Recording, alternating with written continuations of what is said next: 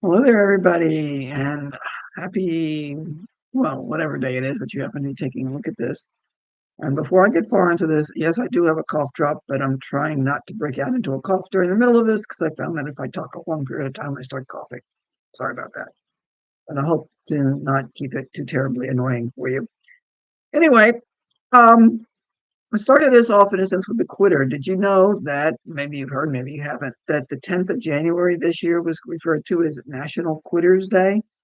I don't know who figures these things out, but apparently somebody has decided, or a lot of somebodies have decided, the 10th of January this particular year was the date in which most people gave up on their New Year's resolutions. Um, it's been in February in the past, so I don't know whether this is the year that everybody stops or whether it changes every year. That I don't know. I haven't done that much research.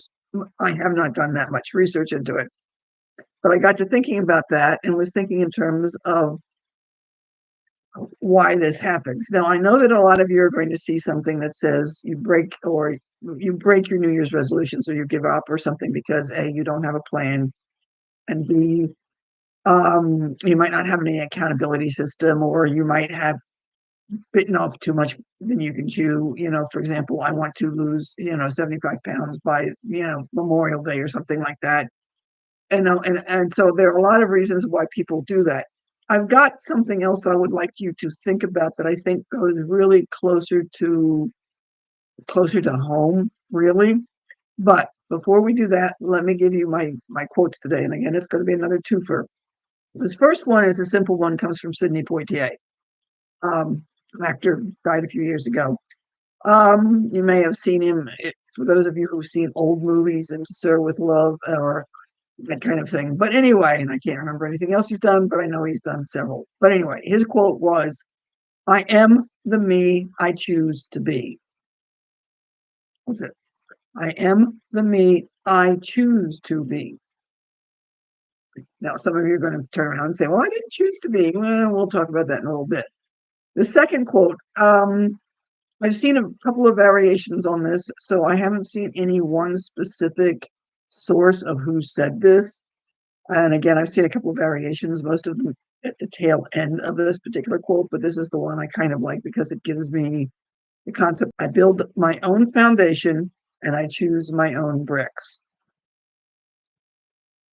You are the architect of your life. And you choose your foundation and you select your particular bricks. And therein, I foundation and you select your particular bricks. And therein, where a lot of us run into trouble with New Year's resolutions and other non-resolution or non New Year's resolutions kinds of things. I don't do New Year's resolutions. Several years ago, I discovered it's like, what's the point of picking some arbitrary day and deciding I want to make a change in my life? If I'm going to make a change in my life, I'm going to make it on whatever day seems to be the most appropriate. If it happens to be the 23rd of August, it's the 23rd of August. If it's the 4th of February, it's the 4th of February. It doesn't have to have a specific day that's on the calendar or a time frame that everybody says this is when you do New Year's resolutions.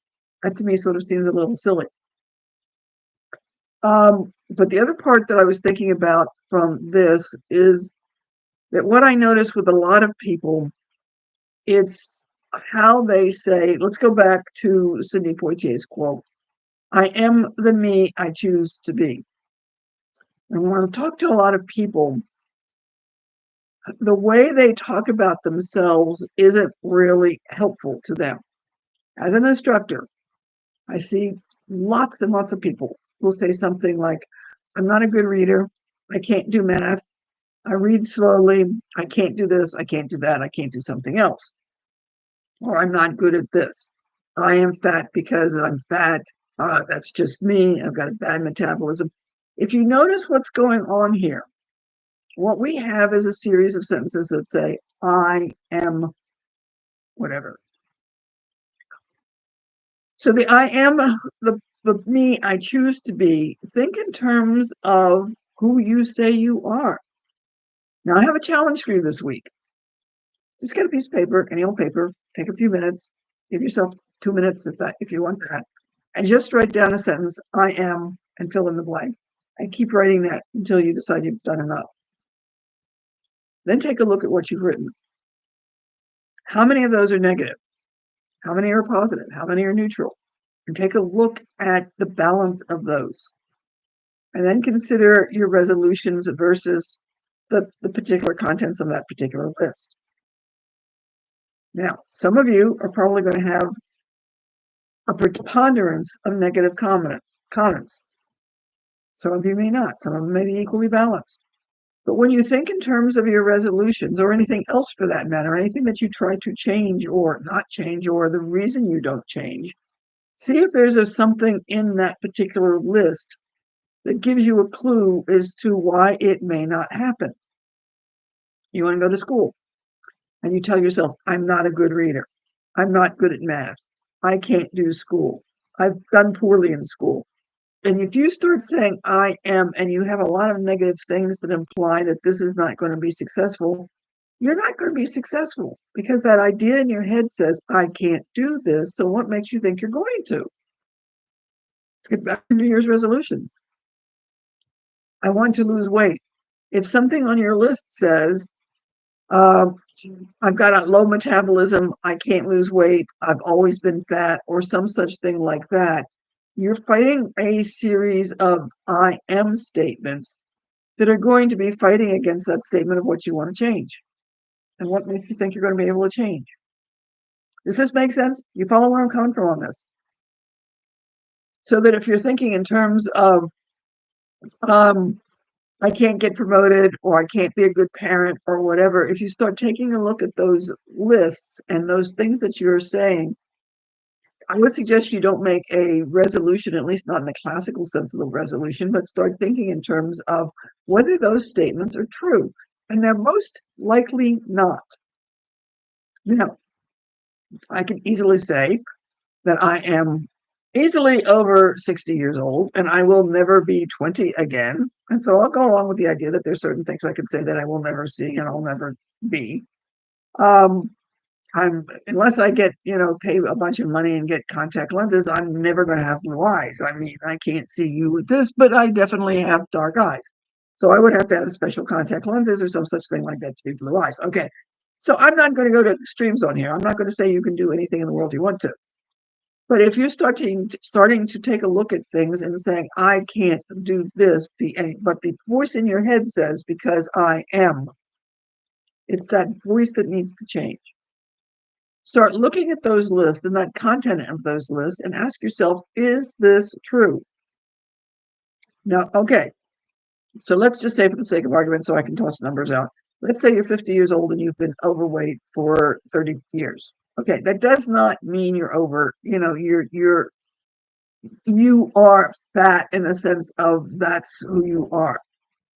Let me use another example and say something like somebody who says, I can't do math. Okay, let's take those two examples for this particular illustration. Picture an infant, ladies and gentlemen. This little itty bitty thing basically cries, wets, poops and all that sort of stuff. And look at that and say, okay, can you take a look at that infant and says, can it do math or can it do math? Is it going to be fat or is it not going to be fat? You can't tell. If it doesn't know, if it doesn't care, if it doesn't know anything about doing math, that infant essentially, if you will, to use a term from psychology, a blank slate. It's going to acquire things that it hears from other people, and other people tell it. Now, you could come from a family that basically said, oh, don't worry if you don't do math because nobody in the family can do math. You now have an idea from somebody else that's given you some excuse, if you will, that you can't do math because nobody in the family can. That doesn't mean that you can't do math. It's just that you're adopting an idea that somebody has told you that. If somebody tells you you're stupid, that doesn't necessarily mean that you're stupid. They may either be, tactless, or they may just have a different set of whatever. They just may be mean. That doesn't mean that it's true. Does that make sense? So if you're adopting concept that you've gotten from somebody else, but you look at and can you find verifiable proof that would convince me that you are something. So if you are, say, like, okay, if you're 6 feet tall, okay, you're 6 feet tall. You're not going to say you're going to be a prima ballerina anywhere in the near future. Okay, I'll get that. Otherwise, can you prove that whatever it is that you're saying is, in a sense, true? And even if it is true, Is there absolutely nothing you can do about it to change it? So maybe you have been fat for 30 years. Does that necessarily mean that suddenly that's going to condemn you for the rest of your life? That there's nothing you can do to change it? And I'd be willing to bet that if you've got that statement, I am fat in your head, then something is going on in your head, and it's what's in your head that's making the choice. So if you're saying, I can't do this, or I'm no good at, or whatever, I'm going to challenge you this week to start thinking in terms of looking for proof. Contact me. I'd be willing to come up with questions to ask you about that. Look for proof to prove the opposite. Things that you've done, choices that you've made that you aren't fat, that you are good at math. Because I could argue that point quite easily. Do you, when you go to the grocery store or go anyplace else, can you calculate which one's going to be the better deal?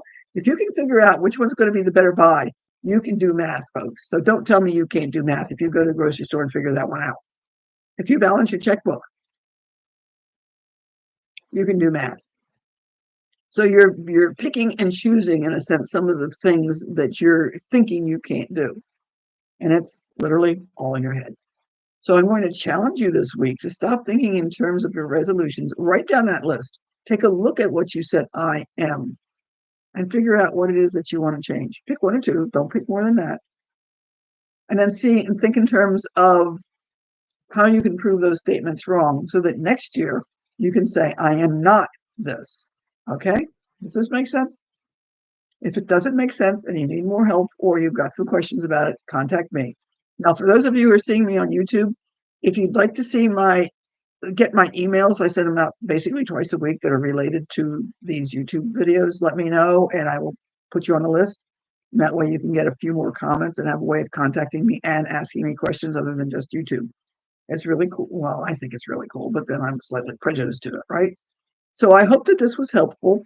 So check with me later and let me know how it's going. I'd really, really like to know. You take care and have a good week, and I hope it's thoughtful and you think about how many things you can do. Is that fair enough?